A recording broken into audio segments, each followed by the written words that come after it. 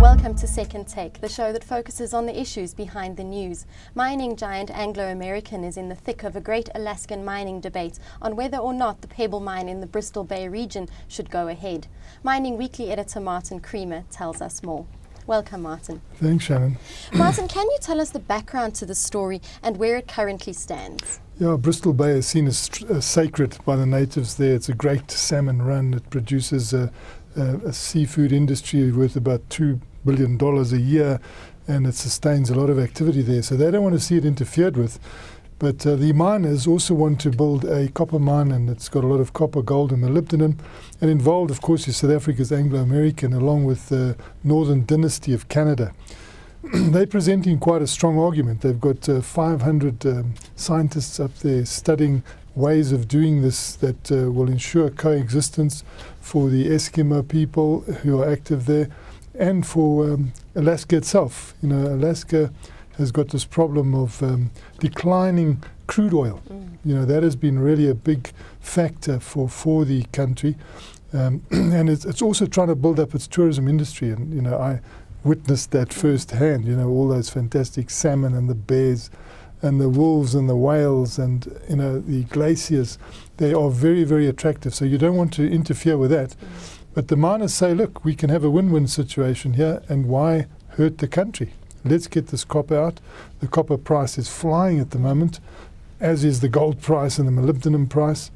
And you can have your fantastic salmon run, because we see in other parts of Alaska the salmon still run where there are mines. And we know that, you know, we think of the old gold rushes in Alaska.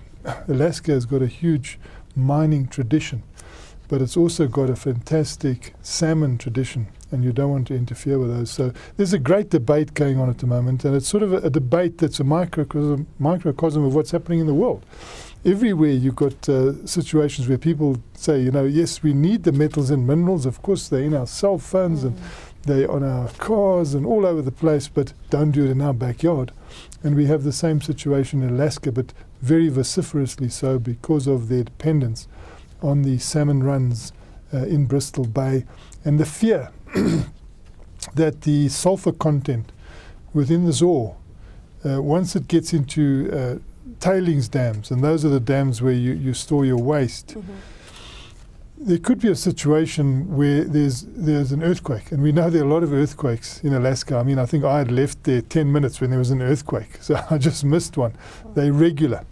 They're saying, well, look, if there's an earthquake, you know, you could have the sulfur, or you could have the tailings dams bursting and the sulfur spewing into the waters and killing the salmon, and we don't want that. And of course, Anglo-American is saying, we know how to build tailings dams that resist earthquakes, and we can prove to you that we do that. You know, if you come down to Chile with us in South America, we'll show you there's just been a massive earthquake, and none of our tailings dams were affected. So we can do the job. We can mine, which will be beneficial to Alaska, and we will also ensure that you know, the fishing business is not affected. Now, we know that Pebble is clearly a project that will help close the gap that is being left by oil. Is the only debate against it because the environmental debates? Well, you know, the moment I set foot in my Anchorage hotel, I was confronted by business magazines on my coffee table. They were staring out at me. They'd been placed there for me. Yes. And as you paged through, you saw the local community saying, we don't want the Pebble project. And they even put it in that no-go sign.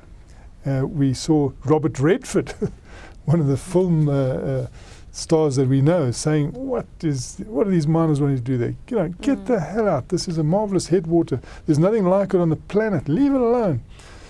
But then as you turn to the next magazine, you saw a wonderful ad by the Pebble Partnership, which is made up of Anglo-American and Northern Dynasty of Canada, saying, look, we're going to do this with world-class science.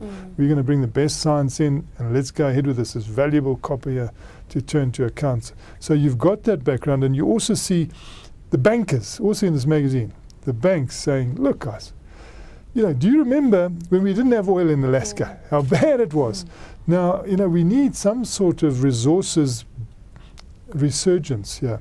We have a fantastic oil pipeline, but it's only a third of capacity is used at the moment, and it's declining at 6% a year. Let's get something else to fill that gap. One of the things they see is this Pebble project at a time when the copper price is flying high and metal and mineral prices are flying high. It could be another leg to what they are saying is their three-legged stool there, where you've got the fisheries business, which is good, and you've got the petroleum business, and you need more resources activity. I think they could well add tourism there, because it is a very good tourist destination. I had a taste of that, going through there, watching those whales and watching those sea lions and seeing the wolves and seeing mini bears and the glaciers are sensational. Those massive ice pieces that are from the Ice Age, and you watch them still so active and creating so much activity there. It's fascinating. Now, a ballot initiative to derail the development of the mine has been put forward to voters on a municipal election ballot in October. What effect do you think this could have on the project? Well, it's all going to be about democracy. I went into the capital, and I actually walked into the offices of the Alaska State Capitol building. And not only did I see the picture of Sarah Palin staring down at me, because she is a former governor there, and then she tried to run for deputy presidency, and she's still hovering around as a possible presidential candidate, although I see the latest polls say that she shouldn't do it.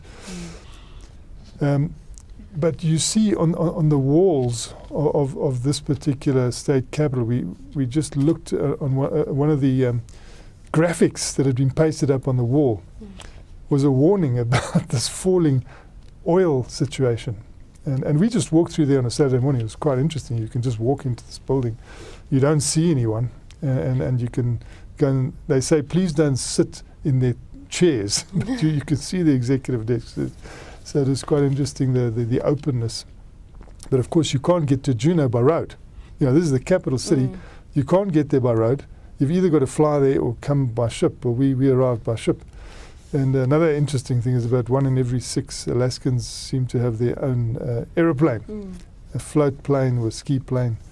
So that's the way they get around there. But I think this will be a hot debate. And I've got the feeling that sanity will prevail. That eventually they'll say, look, we will force these miners to work within a strict parameter to make sure that Alaska benefits and that our fisheries don't suffer. I think they'll come to an agreement. I think it's a good thing that the local communities have kicked up such a fuss. In fact, I think they even flew to London and they joined Anglo's annual general meeting and said, don't dare disturb our natural paradise. Fair enough. Yeah. But I think it won't stop the game. I think there will be a conviction in the end that the two can coexist for the benefit of Alaska. And I'm sure that will reflect in that election that takes place, because the people realize that at the moment, I think 1 in every 6 jobs or 1 in every 3 jobs is related to petroleum. That petroleum is very, very important, and they've been drilling and they haven't been finding new oil. So it's a very serious situation, and they need to look elsewhere to keep that economy ticking over when things get dark and when it's no longer summer, and they need to keep active. Well, let's hope they find the win-win situation. I hope so. Thank you, Martin. It's a great pleasure, Shannon. That's the show for today. Join us again next time for more news and insight into what's happening in the mining world.